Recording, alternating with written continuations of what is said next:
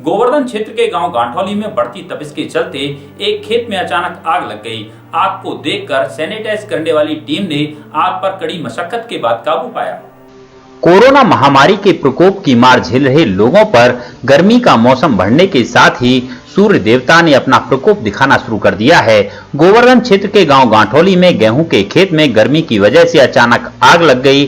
तभी वहां सैनिटाइज का छिड़काव करते हुए निकल रही टीम को खेत में लगी हुई आग दिखाई दी, तो उन्होंने सैनिटाइज करने वाले केमिकल से ही आग को बुझाना शुरू कर दिया और जल्द ही आग पर काबू पा लिया, नहीं तो कई बीघा फसल जलकर राख हो जाती। सैनिटाइज करने वाली टीम की लोगों ने जमकर सराहना की। आपको बता दें कि समाज सेवी गौतम खंडेलवाल की ओर से इस समय गांव में सैनिटाइज का छिड़काव कराया जा रहा है। उनके कर्मचारियों ने जब खेत में आग लगी हुई देखी तो वो मौके की ओर दौड़ लिए और आग को बुझाने में जुट गए, जहां उन्होंने सैनिटाइज करने वाले केमिकल से ही आग पर काबू पा लिया।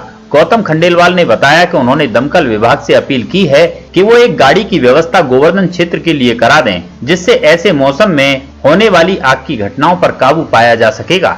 सैनिटाइज करा रहे हो गांव में, उसके बावजूद देखने को मिला है आज एक आपकी तरफ से कि गांव में खेत में आग लग गई थी और वहां आपकी टीम तुरंत पहुंची, तो किसानों ने बहुत ही आपके प्रति आभार व्यक्त किया है।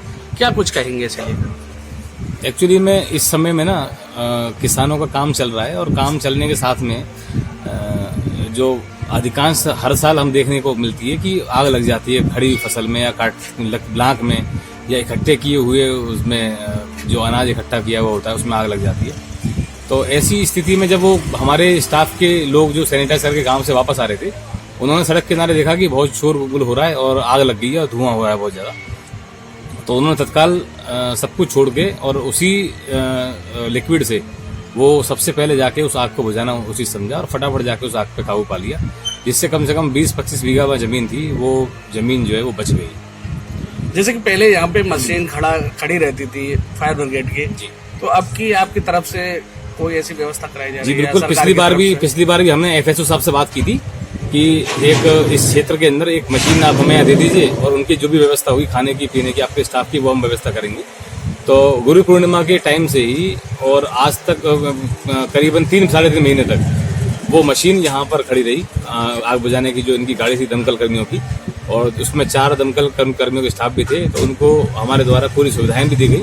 आज भी मेरी सुबह FSO साहब से बात हुई है मथुरा, उन्होंने इनसे दोबारा निवेदन किया है कि पिछली साल की तरह इस बार भी आप जो है एक हमारे यहाँ मशीन गाड़ी अपनी खड़ी करवा दीजिए फायर ब्रिगेड की, जिससे इस क्षेत्र में जो घटनाएं कुछ होंगी तो कम से कम जल्दी जाके उसको कवर किया जा सकता है। तो उन्होंने कहा है, आश्वासन दिया है कि बोले 1-2 दिन में हम बात करके उच्च अधिकारियों से और एक गाड़ी आपके यहाँ भेज देंगे।